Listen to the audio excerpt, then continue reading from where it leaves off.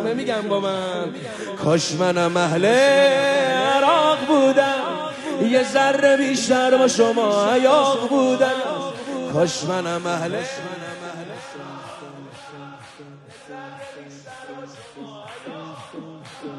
یه خونه پشت حرم داشتم، با هر از اون پامو توی حرم میذاشتم، با هر از اون پامو توی حرم میذاشتم.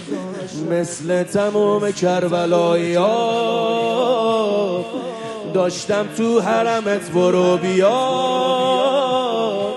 مثل تموم کربلایی ها داشتم تو حرمت برو بیا. آخرش مقیم کربلا میشم،